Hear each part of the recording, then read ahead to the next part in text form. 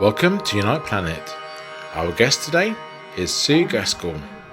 Sue is a good friend of Unite Planet, and she is a life coach where she knows so much about food, diet, addictions and spirituality and so much more.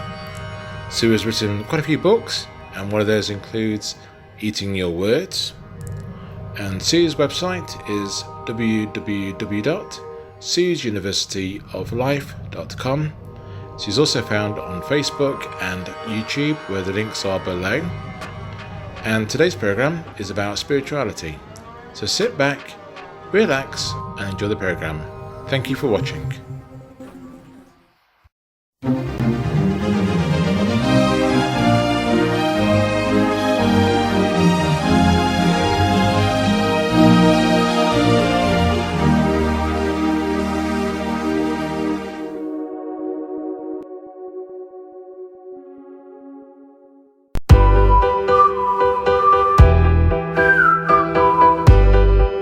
Hello, welcome to Unite Planet. Today we're in the front room of Frontiers, probably a new one there. Today we're very pleased to be joined by Sue Gaskell. Hi everyone. Welcome, Sue. Today we're about spirituality and what it means, and go into that topic really. Yeah. So we're back to welcome Sue into the conversation. So we're going to discuss spirituality and what it means to not just us individually, but to people, I suppose, to the whole. Mm-hmm. So if you'd like to just start where you are at spirituality, where you're coming from that aspect. Okay, well, it's a pleasure to be here and to be talking to Paul and Johnny and Donna. Absolute pleasure. My journey began when I was quite small. I remember going to church with my mum and sister and thinking it was exciting and scary. And then moving on as an adult, I went to church for 10 years on my own, going to a huge congregation. And one day, this lovely little old lady who was quite scared and very lonely, she would squeal. And one day, quite often, if she was near me, then I'd just take her in my arms, put my arm round, and she'd look up at me and say, "You're an angel." Well, all I was a fellow human being giving her some love. Another time, to my horror, the similar thing happened, and she was taken out in a wheelchair. And I could not reconcile what was happening. And so I spoke to the vicar, of whom I'd never really had an intimate conversation, and said I was really concerned there was no compassion. And he said, "I haven't got an answer for you." And that really started me thinking. And as time went on, and I went to another church on a retreat, a Roman Catholic retreat, and I took the bread and water, and they found out I wasn't Roman Catholic afterwards, and they told me off and said I would go to hell, and these are ordinary people. And that really scared me. So I made a decision to start questioning, and that's what I'd say to everybody. Always question everything. Don't believe what anyone else says, because it has to fit your box. And if you have the ability to want to learn, then you question what anybody says, no matter how big an authority they are in your world, whether it's a parent, a teacher. Always ask questions, and never get fed up when your children keep saying why, because you need to start saying why more often. So that's my journey. So you get that quite a lot, don't you? I mean, I remember once when obviously you get Jehovah's Witnesses and things come and knock on your door, and I remember saying, I'm really not interested. I appreciate you coming, but I'm not interested. And they turned around and said to me, at my house, at my door, they come to me saying, "Well, you will go to hell."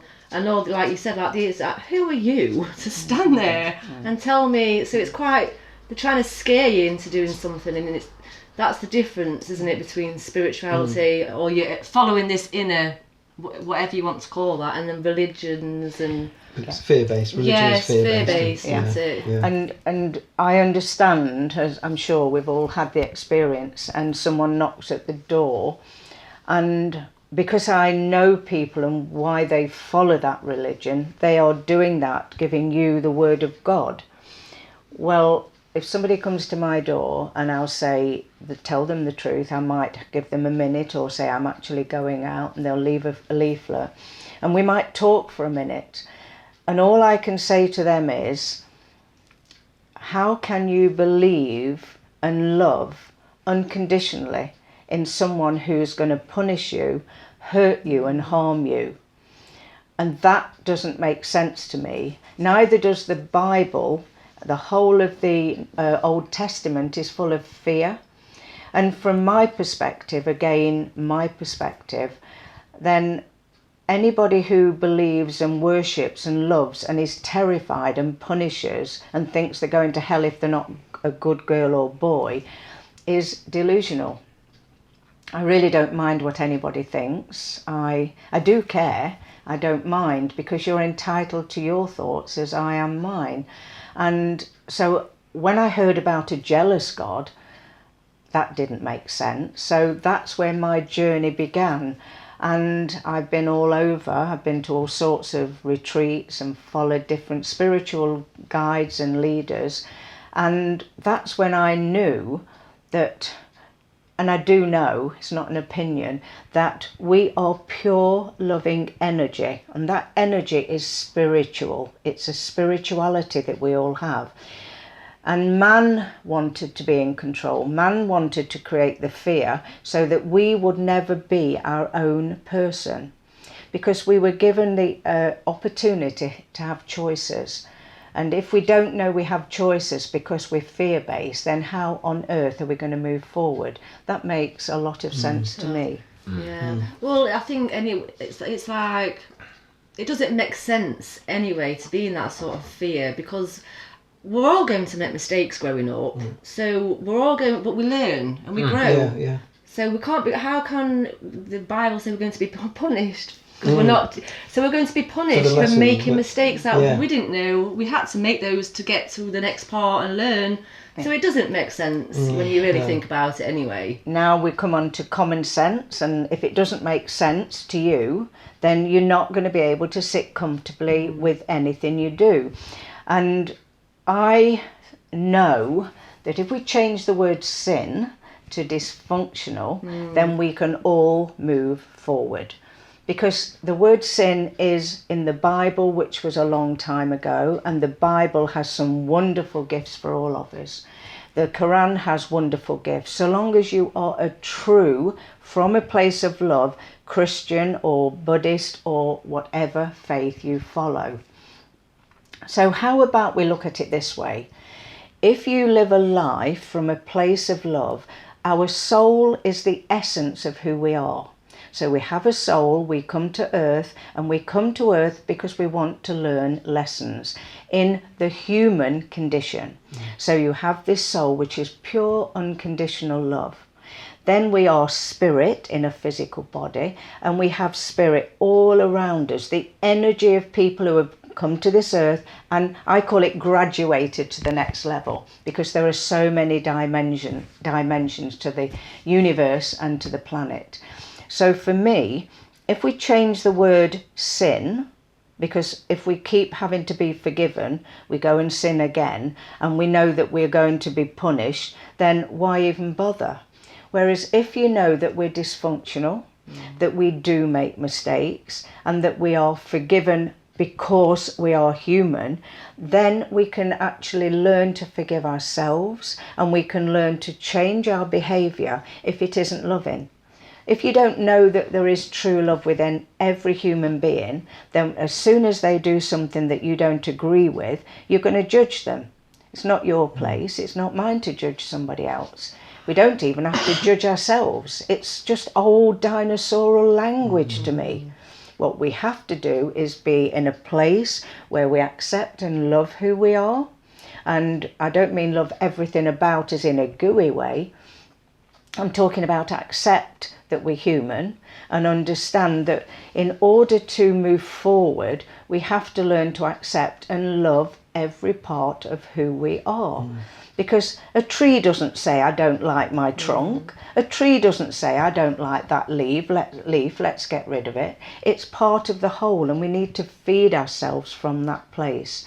So once you know that the essence of who you are is your soul, you're here to grow your soul, to grow in love and evolve. And then when you're ready, you move on to the next planet, the next dimension. That's how I see spirituality. I think that's what unconditional love is. It's just a level of understanding, isn't it? I think, and when you, like you say, it's not a gooey kind of love. It is just a level of understanding. You don't have to like everything or resonate with everything, but if you just step back and understand it from a different...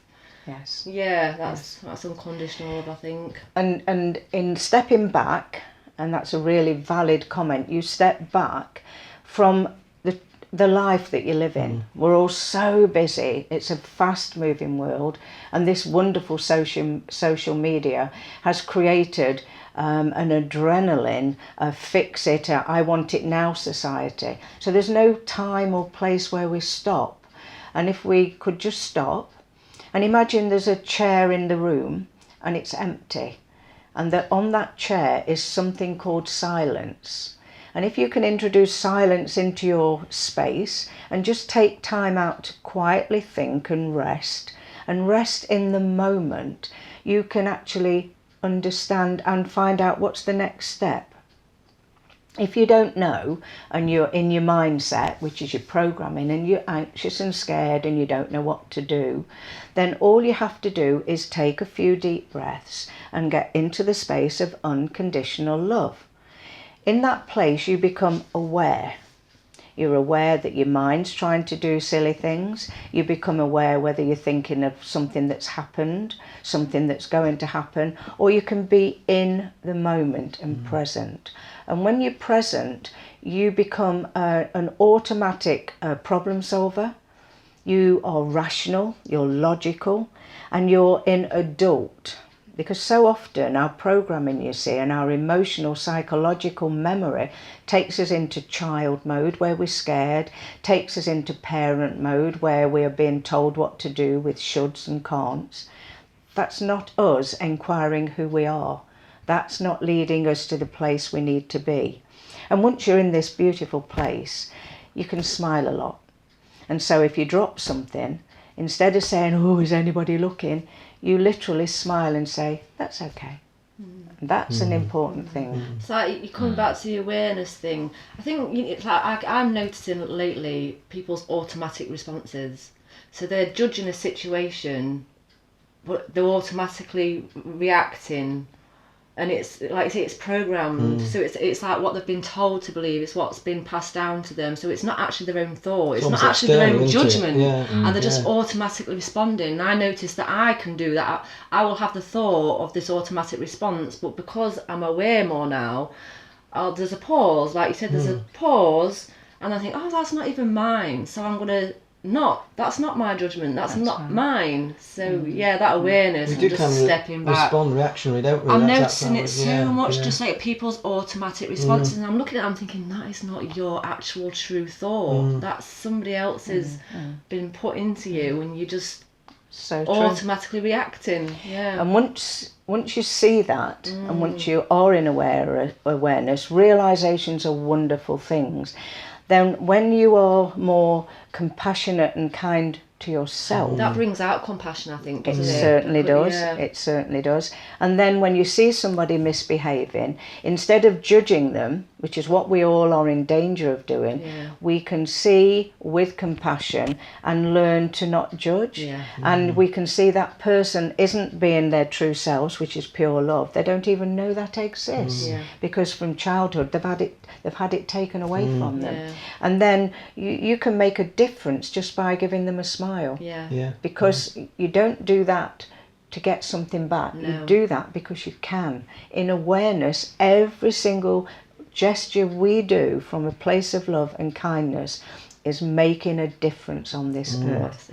And it's in exchange also, or its opposite is, if we're angry and shouting at people, we're making a difference in the energy of negativity, of fear. And the insecurity that people live their lives in, they're anxious if I lose my car, if I lose my job, if I lose my husband, if I lose my wife. That's fear-based. And they feel insecure because of possessions.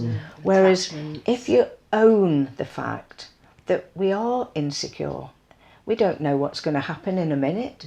And instead of being scared, look at my face. So Let's be excited. All these what ifs, Yes. but we're quite negatively mindsets are quite negative. All of what ifs, what could bad happen. What about all the good things that could happen? We never sort of switch ourselves. Well, this could happen. We It automatically could go to the actually negative, don't happen. we? Yeah. It's really interesting, and of course, because we are now learning and growing and evolving our soul, the essence of who we are, and that we're mindful of everything, doesn't mean other people know, and we have to have that ability to understand that. A little story. Yesterday, I'd spent a wonderful weekend with my only sister. I've got brothers and my only sister, and we'd been chatting. I was going to get the 9 o'clock train and the 10, and eventually I went for the 11 o'clock train. And we come near the station, and the railway arm goes down. I don't know what it's called, don't need to. And the lights come on, and that's my train that I'm going to catch that's passing. And the two passengers were saying, oh, anxious. And I said, there's magic all around me. And the magic is that you send out the message, the intention that you will catch that train. There will be a car park space. Yeah. So we went round, and the train was still there. So I'd got out when it was stopped. I got my bag out the boot and said my goodbyes, all calmly, and got out the car, and I said, oh, brilliant.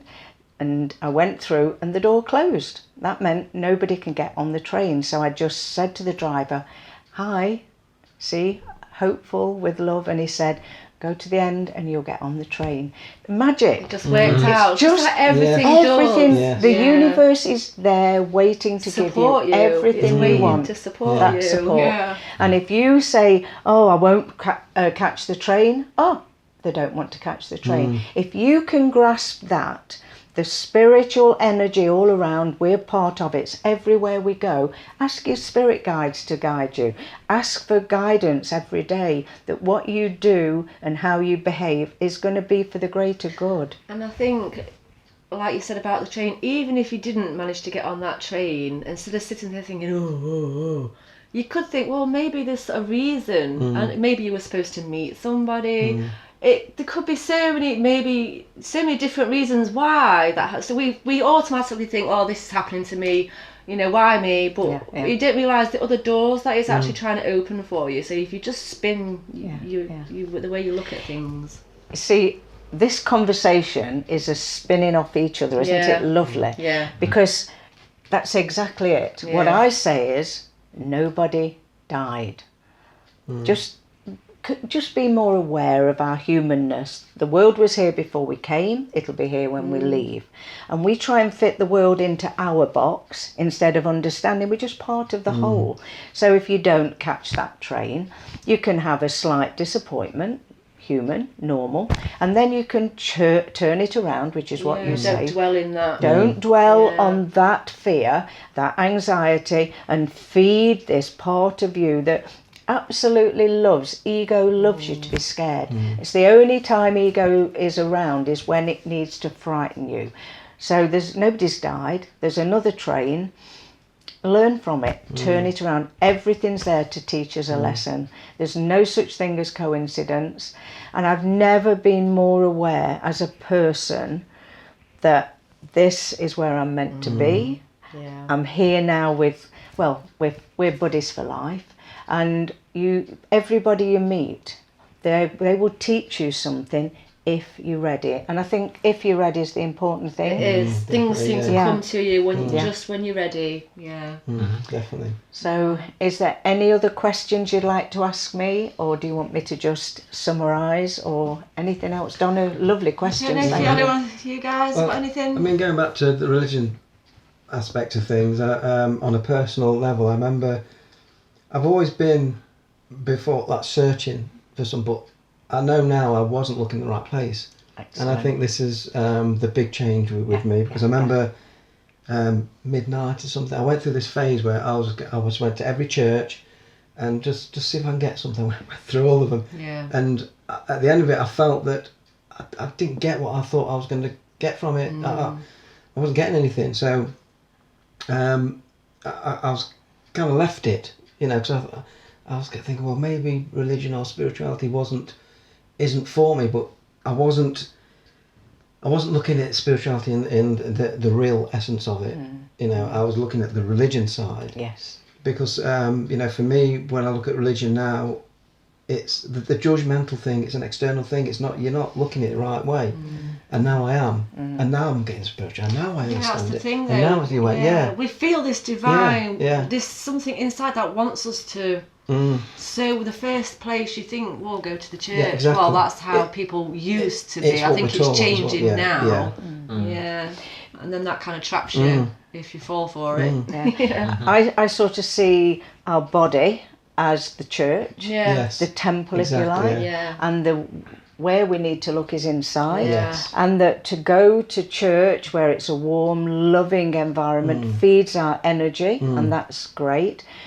If people are talking about fear the Lord, I have nothing to fear because God is beside me. No, God's not beside you. He's in here. You're a part of. We're a part of And the this whole. is what I now We understand. feed each Before I other. wasn't looking inside. That's I was right. looking externally. That's right.